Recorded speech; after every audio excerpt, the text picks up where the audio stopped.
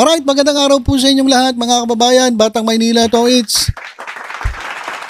Ngayon po ay araw ng Huwebes, October 2, 2025. At kahapon po ay nagkaroon po ng sesyon dyan sa Senado at nagpasa po sila ng resolusyon na nananawagan po sa ICC, sa International Criminal Court, na isailalim itong si former President Rodrigo Duterte under house arrest on humanitarian grounds.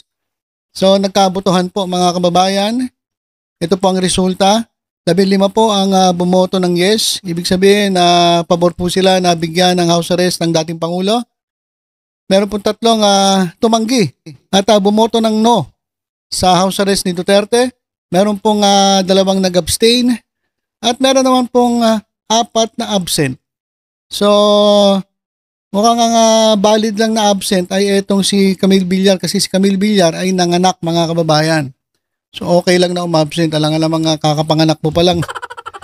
Pupunta ka sa Senado para lang bumoto dyan sa, sa paglagay sa house arrest ni Duterte.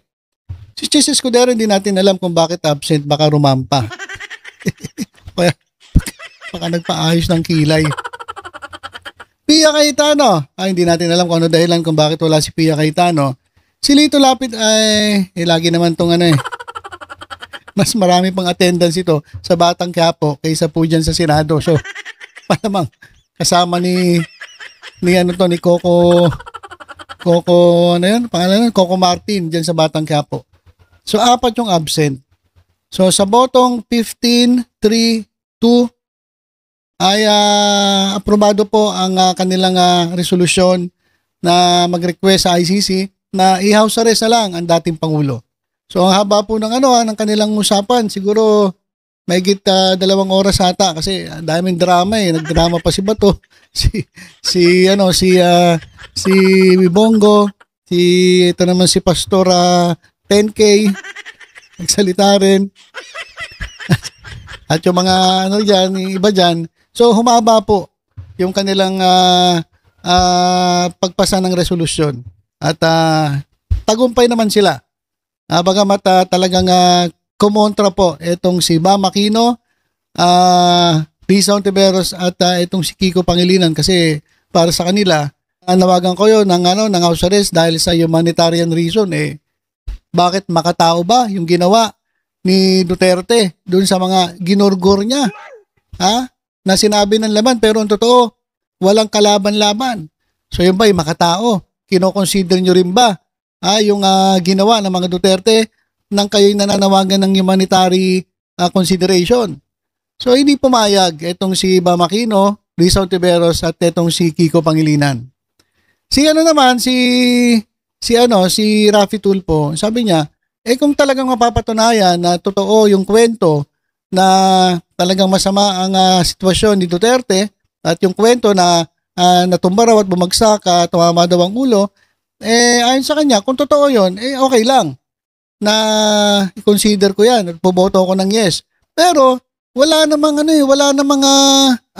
katunayan, walang resibo, walang ebidensya, walang magpapatunay dun sa sinasabi ni Sara Duterte na nabagsak nga na yung ulo tapos dinala sa ospital, check up.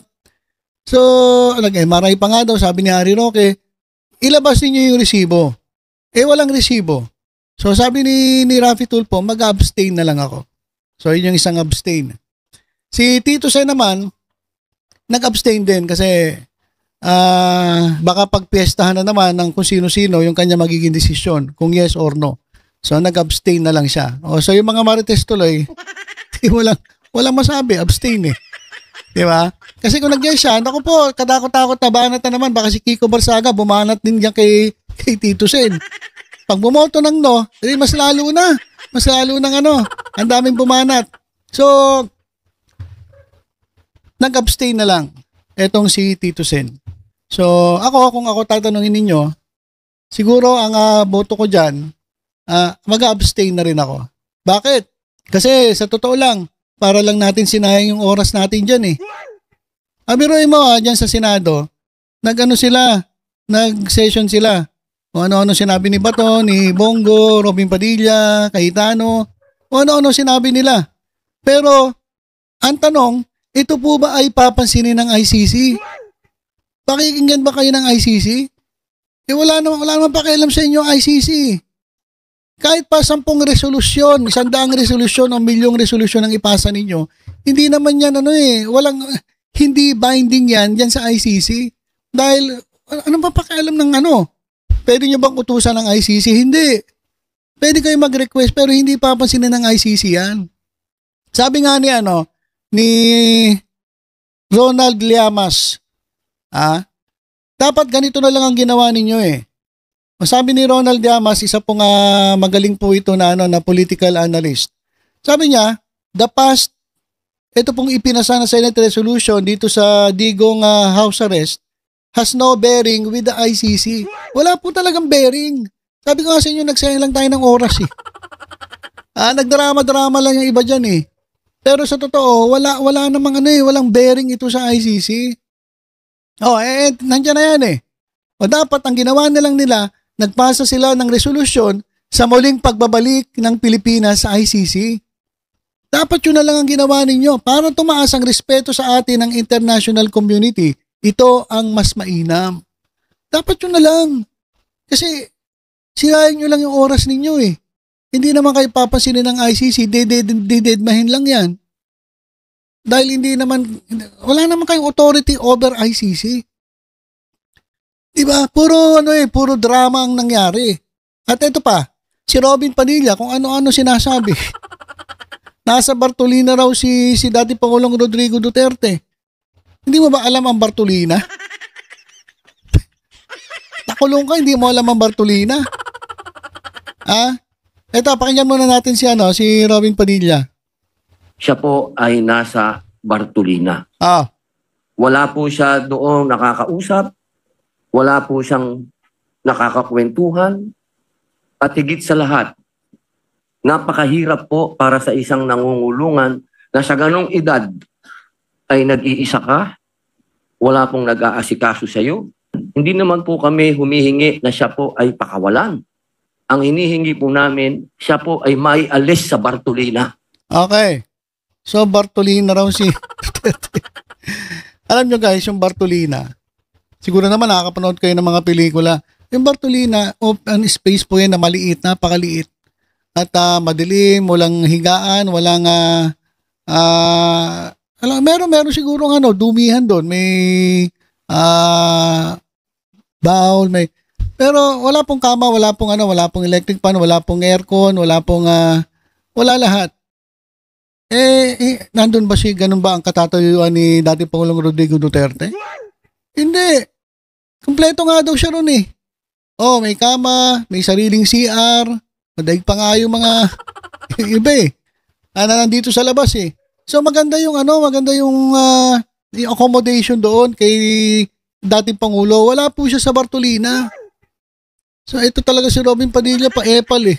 Anong Bartolina sinasabi niya? Siguro sinasabi niya isolation. Isolated siya. Talagang siya lang mag-isa. Pero hindi po yun ibig sabihin. Nasa Bartolina ka na. Wala talaga sa ayos to si Robin Padilla eh. Wala siya sa Bartolina. At sabi wala daw siya nakakausap. Ang alam ko, balita ko, 24 hours daw, pwede siyang tawagan sa telepono. Paano walang kausap? Pwede siyang tawagan eh. So itong si Robin Padilla, drama din to eh. Panay drama rin. Ang dami niya nang drama dito sa hearing ninyo. Ang dami niyang drama, pati ba naman sa mga sinasabi ninyo. Kaya itong si former Senator Trillanes, hindi po kumagat dun sa sinasabi nilang kadramahan dyan sa Senado.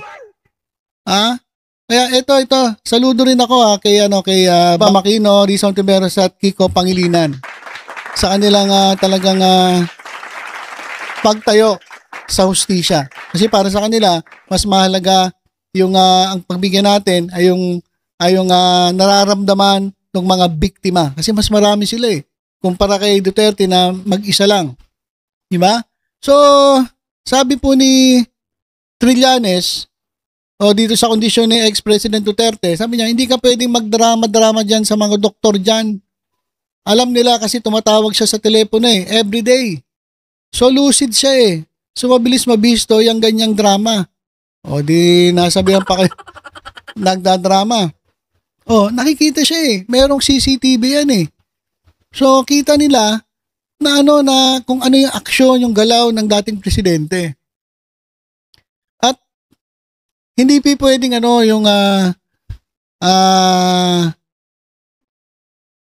pabayaan ng ICC. Yan si former President Rodrigo Duterte, na gaya ng sinasabi ni Sara Duterte, hindi raw kayang bantayan.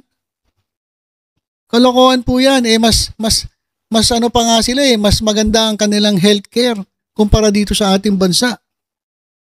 Pag may naramdaman ka dyan, agad-agad. Merong pupunta dyan na doktor, nurse. So, kaya sabi ni Trillanes, hindi ka pwedeng magdrama-drama dyan. Di ba? At isa pa, ito paano yan, Bato de la Rosa at Bongo? Kung pauwiin nyo si dating Pangulong Rodrigo Duterte dito sa Pilipinas, house arrest, wala na kayong kasama doon. Kasi next year kayo naman ang pupunta ron ni Bongo eh. So, huwag nyo nang pauwiin. Kasi pag pinauwi nyo, kulang na kayo. Nandito sa Pilipinas, kayong dalawa nandun sa ICC. Kayo papalit doon. Huwag nyo lang pauwiin para masaya kayo, 3 kayo. At least 3 kayo, makakapag-tong eats pa kayo. Kasi pag dalawa lang, anong laro nyo? Ang giging laro nyo ni Bongo, bato-bato pick lang, di ba? Bato-bato pick. Maganda 3 kayo para at least tong eats. Mas maganda yung larong tong eats. Di ba?